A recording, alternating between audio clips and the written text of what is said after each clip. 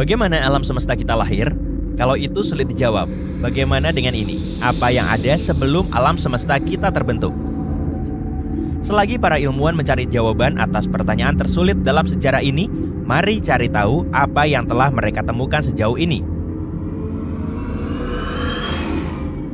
Pada abad ke-20 kita telah mengetahui misteri ini. Semua berkat pria bernama Edwin Hubble. Suatu hari di Gunung Wilson, California Selatan, dia mengarahkan teleskopnya ke langit dan menemukan bahwa awan gas acak yang berterbangan di mana-mana ini sebenarnya adalah galaksi lain. Dan jumlahnya banyak sekali. Selain itu, dia mengetahui hal lain, hal yang mengubah dunia selamanya, bahwa galaksi itu bergerak. Terus kenapa? Tanyamu. Yap, hal ini sangat penting. Alam semesta meluas. Dan jika meluas, berarti alam semesta mungkin punya titik awal di suatu tempat, kan?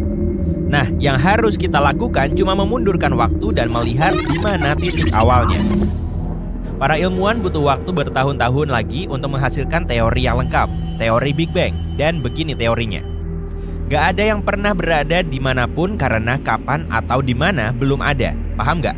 Tapi sebenarnya gak gitu. Ada satu hal itu disebut singularitas kosmik.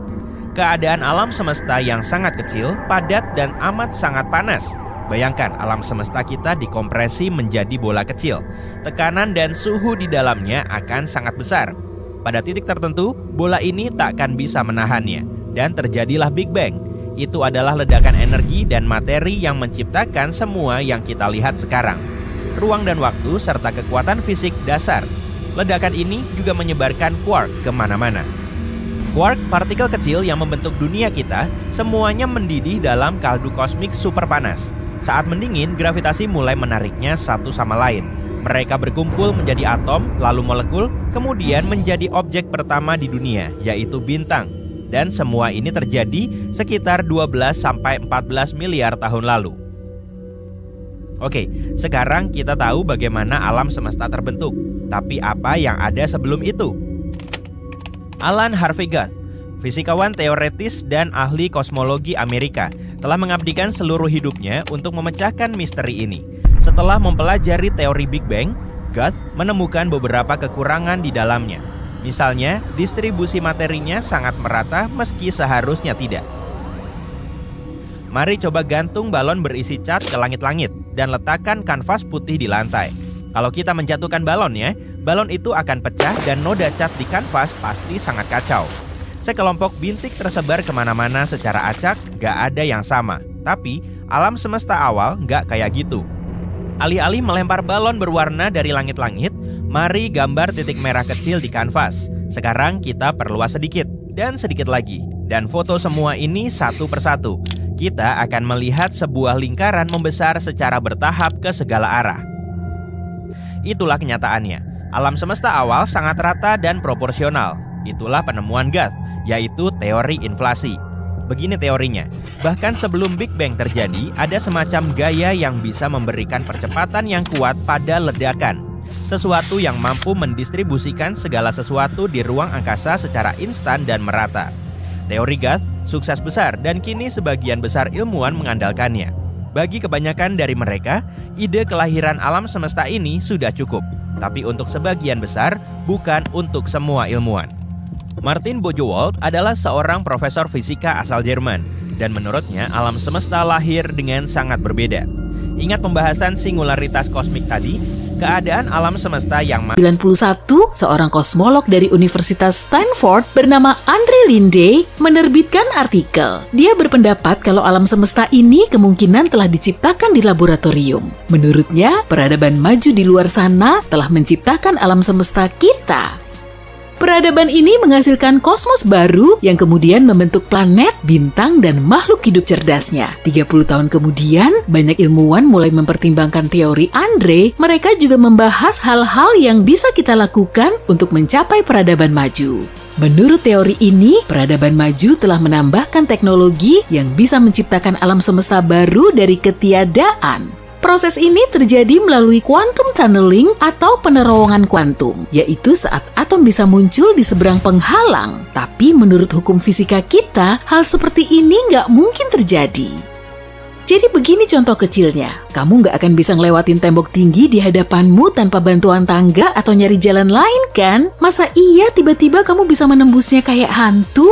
Di dunia kita, hal ini nggak mungkin terjadi. Tapi peradaban yang lebih maju mungkin bisa melakukannya karena mereka tahu cara membuat semesta baru. Dalam skala kosmik saat ini, mungkin kita termasuk peradaban kelas C, jadi kita nggak tahu cara memunculkan kembali suatu hal. Misalnya, saat bumi sudah kehilangan matahari sebagai bintang induknya. Kalau berhasil menjadi peradaban kelas B, mungkin kita akan belajar menyesuaikan kondisi supaya bisa hidup mandiri dari matahari. Artinya, kita akan bisa hidup tanpa kehadirannya. Kemudian, setelah naik level ke kelas A, kita akan tahu cara nyiptain kondisi kosmik dan ngebentuk kosmos kita sendiri di laboratorium.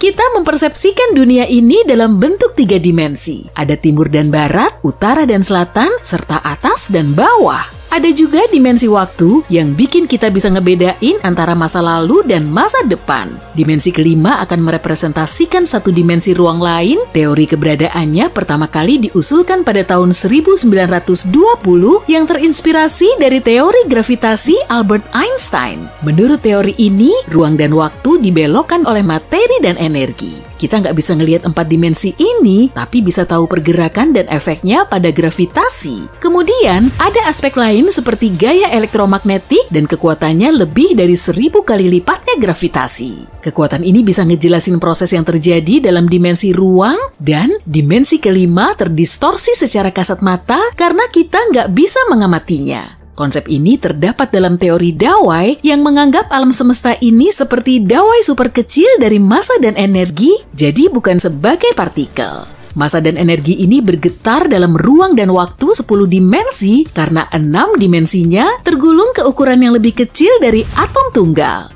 Dengan begini kita bisa menganggap alam semesta seperti pulau 3D yang melayang-layang dalam ruang dan waktu 10 dimensi. Selain itu, dimensi kelima mungkin bisa jadi penjelasan yang sangat pas agar kita lebih memahami soal materi gelap. Materi tak kasat mata ini punya massa, tapi kita nggak bisa melihatnya. Penelitian terkini menyebutkan alam semesta punya kemiripan dengan otak manusia, hanya saja ukurannya jauh lebih besar. Jaringan saraf di dalam otak terdiri dari sekitar 86 miliar neuron, sedangkan alam semesta yang sudah tersingkap punya sekitar 100 miliar galaksi. Struktur galaksi dan sel saraf juga serupa. Keduanya merupakan jaringan rumit yang menghubungkan serat panjang mirip benang. Di masing-masing sistem, seratnya cuma sekitar 30% dari massa total, sedangkan 70%-nya lagi berupa air di dalam otak atau energi gelap di alam semesta. Koneksi antar galaksi dan antar sel saraf ternyata juga sangat mirip. Proses di dalamnya mengikuti prinsip fisika yang sama. Meski begitu, sebagian peneliti mengklaim kemiripan antara otak dan alam semesta cuma terlihat dari luarnya saja. Otak kita menangkap berbagai detail kecil dan mengaitkannya, hingga akhirnya terbentuklah kesimpulan, sebetulnya otak dan alam semesta ini tidak punya kesamaan layaknya otak adalah miniatur alam semesta. Selama miliaran tahun ke depan, alam semesta bisa saja terus mengembang sampai bintang tidak bisa terlihat lagi. Untuk mengubahnya menjadi lubang hitam, bumi perlu dimampatkan sampai seukuran kelereng. Sedangkan matahari perlu dipadatkan sampai diameternya 6 km. Galaksi ledakan bintang adalah galaksi yang sedang melahirkan sejumlah bintang dalam kecepatan tinggi. Fenomena ini biasanya terjadi setelah 2 galaksi saling menyatu. Bumi cuma punya 1 satelit alami, sedangkan Jupiter punya sedikitnya 79 satelit. Alam semesta tidak cuma menyuguhkan planet Katai, tapi juga galaksi Katai. Galaksi Katai kita punya 1000 hingga miliaran bintang. Nah, kalau galaksi Bima Sakti kita memiliki 250 sampai 400 miliar bintang. Sejauh 250 juta tahun cahaya dari bumi, terdapat lubang hitam supermasif yang mengeluarkan bunyi paling rendah di seluruh alam semesta. Kekuatannya 1 kuadriliun atau 10⁻15 kali lebih rendah dari suara yang bisa kita tangkap. Planet Keltnane-b berjarak 670 tahun cahaya dari bumi. Planet ini mirip dengan Jupiter yang sangat panas, ukurannya jumbo, suhunya ekstrim, dan masanya kurang lebih sama dengan Jupiter. Suhu Keltnane-b di siang hari sangat tinggi, hingga bisa mengoyak molekul di dalamnya. Molekul cair yang melayang di angkasa akan membentuk bola. Hal yang sama juga terjadi di orbit rendah bumi. Galaksi Bima Sakti membentang sejauh 105.000 tahun cahaya. Semua planet di tata surya kita muat dimasukkan ke celah antara bumi dan bulan. Malahan sisa celahnya juga masih ada. Lubang hitam bisa melakukan spaghettifikasi saat objek melewati horizon peristiwa. Kemudian tarikan gravitasi lubang hitam akan meregangkan dan menekannya dari arah yang berlawanan. Para astronom mengidentifikasi galaksi pusaran sebagai benda langit pertama yang berbentuk spiral. Lengan panjangnya terdiri dari gas, bintang, dan taburan debu halus. Di bumi, kita cuma bisa mengamati 5% dari seluruh alam semesta. Bintang yang terlalu dekat dengan lubang hitam bisa koyak dengan gaya gravitasinya. Planet raksasa WASP-12b berjarak 1.400 tahun cahaya dari bumi, dan sebagian besarnya terdiri dari gas. Planet ini diprediksi akan hancur karena orbitnya sangat dekat dengan bintang induknya. Dalam waktu sekitar 10 juta tahun lagi, WASP-12b akan ditelan oleh bintang rakus itu. Menurut perkiraan, galaksi Bima Sakti dan Andromeda akan bertabrakan dalam waktu sekitar 4 miliar tahun. Kemudian akan terbentuk galaksi elips raksasa. Enceladus, salah satu satelit mini milik Saturnus, memantulkan cahaya matahari hampir sebanyak 90%. Akibatnya, satelit ini menjadi salah satu objek yang paling terang di seluruh tata surya. Karena tidak banyak menyerap cahaya matahari, suhu di permukaannya juga sangat dingin, bisa mencapai minus 200 derajat Celcius. Gunung tertinggi di tata surya yaitu Olympus Mons di Mars. Tingginya saja 3 kali gunung Everest. Kalau diamati dari puncaknya, lereng Olympus Mons akan tertutup oleh garis lengkung planet. Di tata surya kita, cuma Merkurius dan Venus yang gak punya satelit alami. Para ilmuwan berencana mengirimkan droid ke Mars agar planet ini punya banyak alat berat. Droid tersebut terbuat dari bahan yang lebih kuat agar gravitasi Mars juga makin kuat. Objek di planet merah ini memang 3 kali lebih ringan daripada di bumi.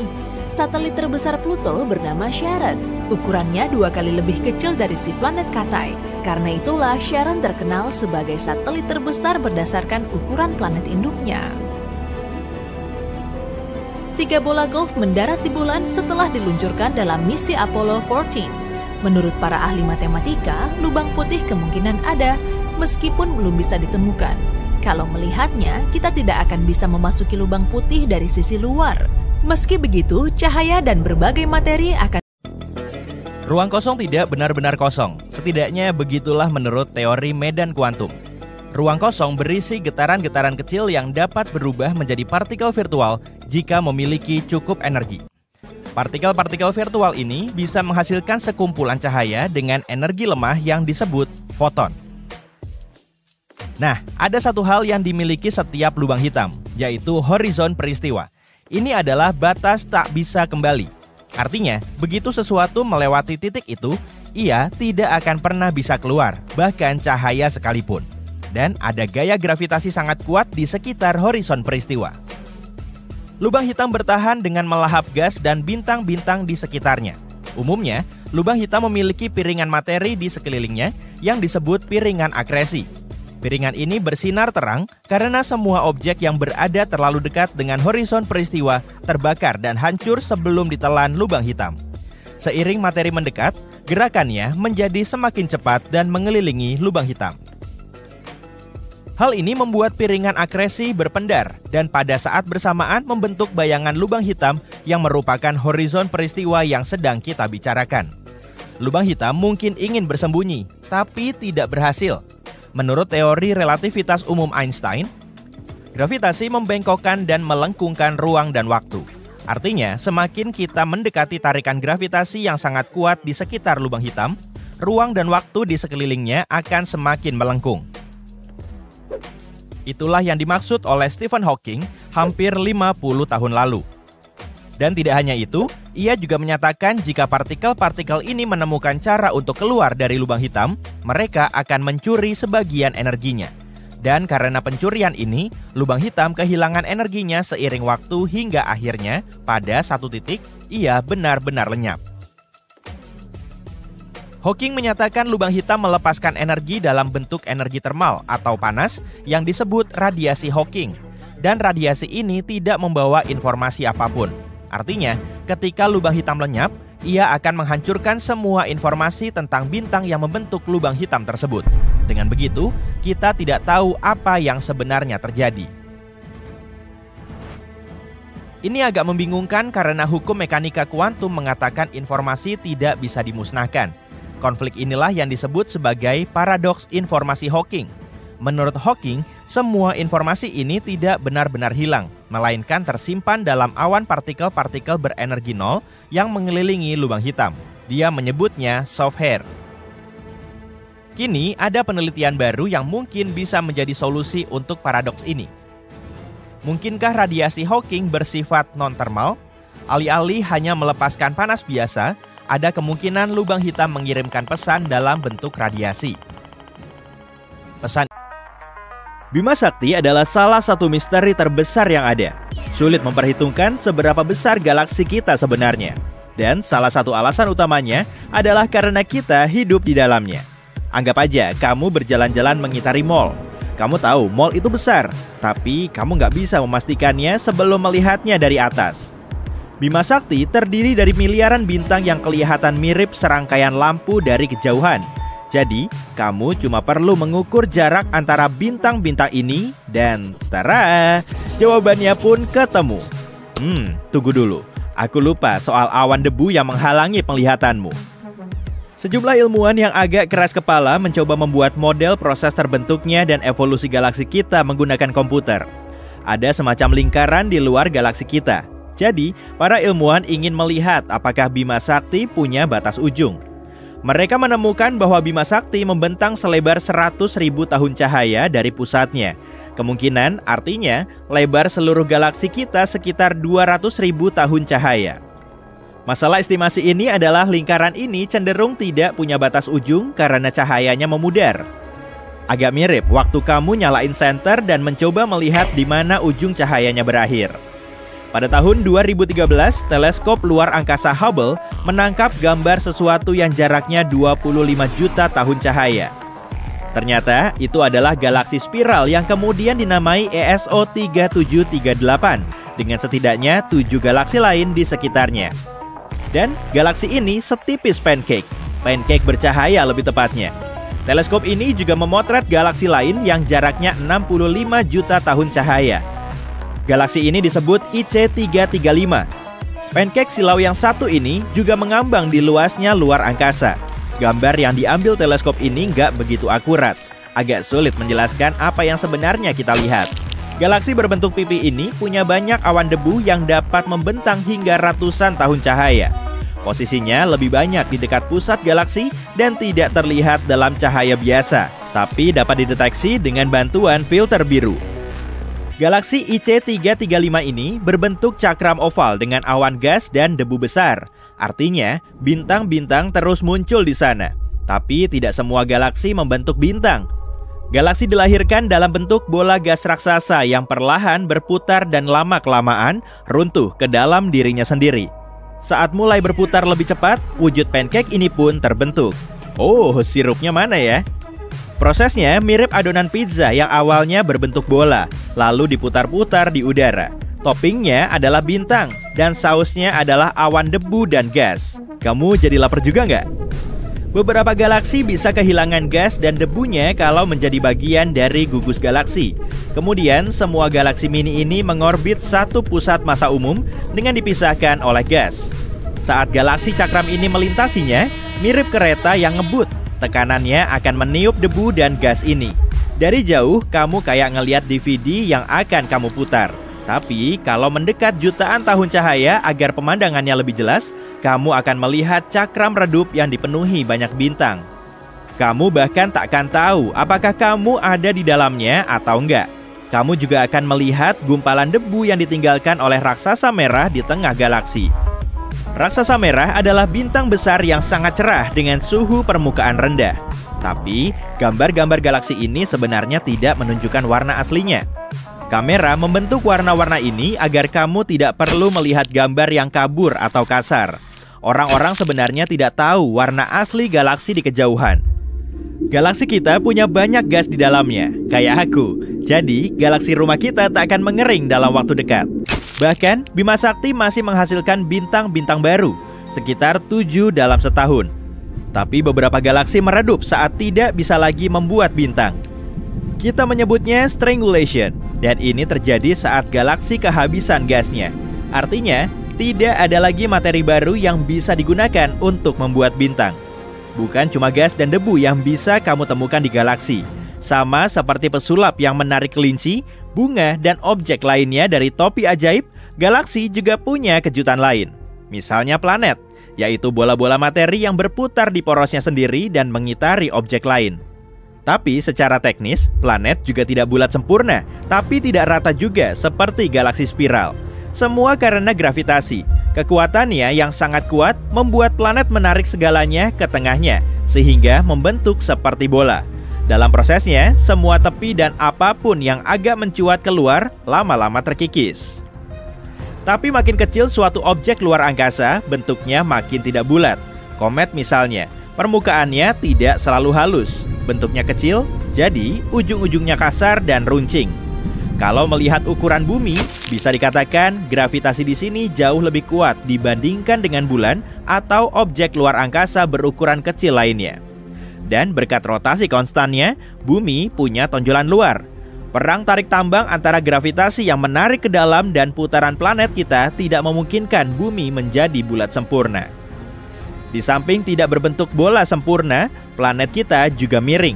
Desain unik ini menyebabkan perubahan musim di bumi. Kemiringan ini bisa terjadi karena jutaan tahun setelah terbentuk, bumi mungkin bertabrakan dengan protoplanet, objek luar angkasa besar yang tengah berkembang menjadi planet. Venus juga unik karena berputar melawan arah dibandingkan planet lainnya. Kalau kamu mampir ke Venus, planet terpanas di tata surya, kamu akan melihat matahari terbit dari barat dan terbenam di timur. Tapi, kamu harus datang tepat waktu untuk melihat fenomena ini. Sehari di Venus berlangsung selama lebih dari 240 hari di bumi. Selama ini, para ilmuwan meyakini bahwa tarikan matahari yang kuat terhadap Venus menyebabkan hari yang sangat panjang itu. Tapi teori baru mengklaim bahwa Venus pernah berputar seperti bumi dan planet lainnya. Tapi pada satu titik, sumbunya berputar 180 derajat. Bukan berarti Venus tiba-tiba berhenti berputar dan mulai bergerak mundur. Satu teori berpendapat bahwa komet atau objek besar lainnya pernah menabrak planet ini di masa lalu. Tabrakan ini mungkin menyebabkan arah rotasinya berubah, tapi banyak ilmuwan meragukan teori ini. Kalau kamu sering memandangi bulan, kamu mungkin memperhatikan bahwa wajah yang sama selalu menatapmu balik setiap malam. Faktanya, bulan memang berputar, tapi sangat lambat. Satelit alami planet kita ini butuh 27 hari bumi untuk berputar pada porosnya. Selain itu, bulan berputar pada kecepatan yang sama dengan putarannya terhadap bumi. Sisi yang selalu kita lihat disebut sisi dekat bulan, dan sisi yang tidak menghadap kita, yap, tebakanmu benar, adalah sisi jauh bulan, atau nama kerennya sisi gelap bulan. Sumbu rotasi Uranus miring 98 derajat terhadap bidang tata surya, atau lebih sederhananya, planet ini berputar pada sisinya. Para ilmuwan pernah meyakini bahwa benda besar yang melesat di luar angkasa pernah menabrak Uranus, jadinya miring begini. Tapi ada satu kejanggalan. Bulan Uranus ditutupi es. Tabrakan super kuat yang bisa membuat planet ini miring akan mengakibatkan gangguan gerakan dan posisi bulan Uranus. Tapi semua tampak relatif tidak tersentuh. Dan semua es yang menutupinya masih utuh. Padahal, setiap perubahan besar yang terjadi pada Uranus akan menghasilkan energi yang cukup untuk melelehkan es di sana. Alasan lain kenapa posisi Uranus agak aneh, mungkin karena cincinnya. Yap, Uranus punya cincin seperti Saturnus, cuma lebih tipis dan lebih redup. Cincin Saturnus sebagian besar terdiri dari miliaran potongan es dan batu yang mengambang membentuk orbit. Beberapa partikel bisa seukuran kerikil, sementara yang lain bisa seukuran rumah. Wow! Partikel lain di sana adalah komet, asteroid, dan bulan yang hancur akibat gravitasi Saturnus. Kalau kamu mengamati cincin ini dari jauh, bentuknya mirip garis-garis warna-warni yang terdiri dari ribuan rona berbeda. Tapi sebenarnya, cuma ada 8 lapisan cincin di sana. Uranus mungkin punya cincin yang sama indahnya kayak Saturnus sekitar 4,5 miliar tahun lalu. Keseimbangan antara gravitasi Saturnus dan cincinnya mungkin membuat planet ini tetap tegak. Jadi, dia nggak miring. Kalau Uranus punya cincin yang sama, cincin ini bisa mencegahnya miring. Cara untuk memecahkan masalah kemiringan Uranus mungkin adalah dengan mengembalikan cincinnya. Cincin ini akan membantu Uranus menjaga keseimbangannya. Meski begitu, kita semua tetap menerima Uranus apa adanya kok. Kita tahu segalanya dimulai 13,8 miliar tahun yang lalu dengan Big Bang. Bam! Tidak, tunggu. Seharusnya lebih baik. Bukan, itu ya sudahlah. Alam semesta pun terus mengembang sejak saat itu. Pada usia yang masih muda, segalanya terbuat dari gas, sebagian besar helium dan hidrogen. Selama miliaran tahun, gas mengembang dan mendingin. Sementara itu, galaksi, bintang, dan benda-benda misterius lainnya di ruang angkasa yang kita coba jelajahi saat ini terbentuk karena gaya gravitasi. Dan dalam kekacauan itu, seperti halnya di sekolah menengah pertama, sekitar 4,6 miliar tahun yang lalu, planet kita yang luar biasa ini juga lahir. Semuanya berawal dari piringan gas dan debu yang mengorbit matahari muda, sama seperti planet-planet lain di tata surya kita. Piringan ini terdiri dari partikel-partikel debu dengan berbagai ukuran dan gas. Partikel-partikel ini mengitari matahari dengan kecepatan yang berbeda-beda dan dalam orbit yang tidak stabil dan dapat diprediksi. Semuanya saling bertabrakan satu sama lain sepanjang waktu. Partikel-partikel ini tumbuh dari butiran debu yang sangat kecil menjadi bongkahan-bongkahan batu, kemudian menjadi objek yang lebih besar yang disebut planetesimal yang berdiameter berkilo-kilometer sampai ratusan kilometer. Planetesimal yang mengitari matahari di dalam piringan memiliki gaya gravitasi yang cukup kuat untuk menarik objek-objek lain di sekelilingnya keluar dari orbitnya dan menabraknya. Ketika terus-menerus menabrak satu sama lain, objek-objek itu menjadi semakin besar dan semakin besar sampai beberapa di antaranya mencapai ukuran diameter ribuan kilometer. Ukurannya hampir sama dengan ukuran Mars dan bulan. Kita tahu benda-benda ini karena meteorit. Meteorit-meteorit ini berasal dari berbagai tempat di seluruh tata surya dan membawa berbagai macam materi ke planet kita, memberikan kita sesuatu yang menarik untuk diteliti dan dipelajari tentang tata surya kita dan bagaimana ia terbentuk. Materi-materi ini termasuk potongan-potongan debu dan batuan yang sangat kecil, yang telah melewati kekacauan dan selamat dari masa-masa sulit sebelum planet-planet terbentuk. Meteorit juga membawa potongan-potongan asteroid dan planetesimal yang tertinggal setelah proses pembentukan planet berakhir. Ketika objek-objek ini terbentuk, beberapa elemen radioaktif terperangkap di dalam mineral yang, sekali lagi, merupakan bagian dari objek-objek tersebut. Dengan cara itulah, para ilmuwan dapat mengetahui berapa usianya. Namun, tahap akhir pembentukan bumi dan secara umum seluruh kekacauan yang terjadi di tata surya kita mungkin membutuhkan waktu yang lebih lama, bahkan mungkin hingga 100 juta tahun lagi. Saat itulah terjadi tabrakan dahsyat terakhir dan bumi akhirnya mencapai ukuran penuhnya. Yang sebenarnya terjadi adalah tabrakan dengan objek lain yang ukurannya hampir sebesar Mars. Tabrakan ini sangat kuat sehingga menghasilkan energi yang cukup untuk menguapkan sebagian logam dan batuan dari bumi dan objek seukuran Mars. Uap ini kemudian membentuk piringan yang mengelilingi planet kita. Piringan itu mendingin dan menggumpal pada suatu saat, dan saat itulah kita mendapatkan bulan. Bulan kita terbentuk dari puing-puing tabrakan yang merupakan kombinasi gas panas dan batuan cair. Ada beberapa teori lain tentang bagaimana bulan terbentuk. Salah satunya menyatakan bahwa bulan terpisah dari bumi. Teori lainnya mengatakan bulan terbentuk di suatu tempat di tata surya kita, dan pada suatu saat ketika mengembara, ia menjadi sangat dekat dengan bumi dan akhirnya ditangkap oleh gravitasinya. Para pendukung teori ketiga meyakini bahwa bulan dan bumi terbentuk pada saat yang sama dari piringan protoplanet yang sama. Sebelum bulan terbentuk, bumi adalah tempat yang jauh berbeda. Jika kamu bisa memiliki 1 hari saja di bumi tanpa bulan, kamu akan terkejut dengan siang dan malam. Hari-hari tidak akan stabil seperti sekarang karena bulan membantu menjaga sumbu bumi tetap stabil. Hari-hari pada masa itu lebih pendek.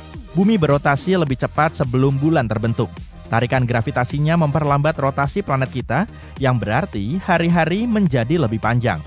Rotasi bumi semakin lambat dari waktu ke waktu, tapi dengan kecepatan yang sangat kecil. Beberapa prediksi mengatakan bahwa dalam 1 miliar tahun, 1 hari akan berlangsung selama 25,5 hingga 31,7 jam. Jika 24 jam tidak cukup untukmu, tunggu saja 1 miliar tahun lagi. Tapi ya, jika kamu adalah tipe orang yang suka melakukan segala sesuatunya secara perlahan, kamu pasti harus bergegas saat itu.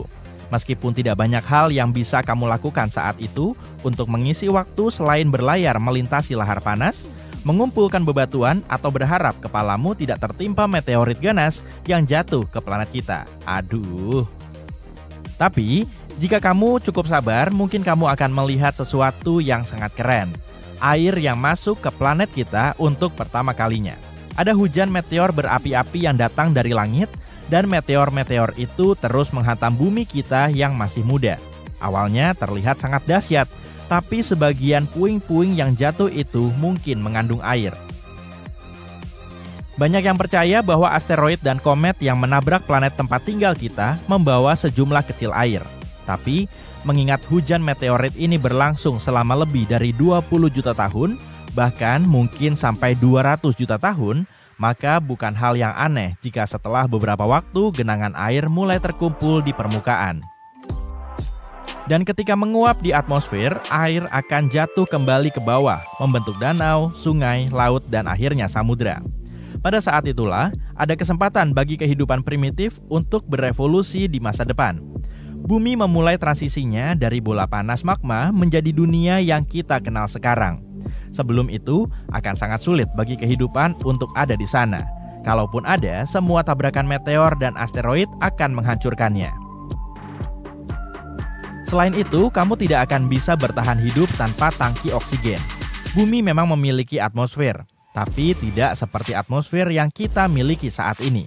Para ilmuwan percaya bahwa atmosfer itu terdiri dari uap air, metana, amonia, dan beberapa gas lain yang dilepaskan dari aktivitas gunung berapi. Pada dasarnya, itu terlalu beracun karena ada letusan gunung berapi sepanjang waktu, dan suhunya jauh lebih tinggi. Sehingga, hidup di tahap awal bumi ini bukanlah pengalaman yang menyenangkan.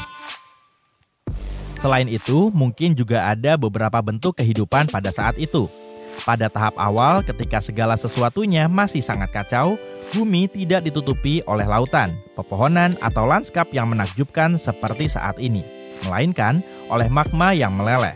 Ya, bentuk kehidupan paling awal yang kita ketahui adalah fosil mikroorganisme yang ditemukan di ventilasi hidrotermal, dan mereka diperkirakan berusia 3,4 miliar tahun. Dan para ilmuwan menduga waktu paling awal untuk kehidupan di bumi itu mungkin sekitar 4,2 miliar tahun yang lalu.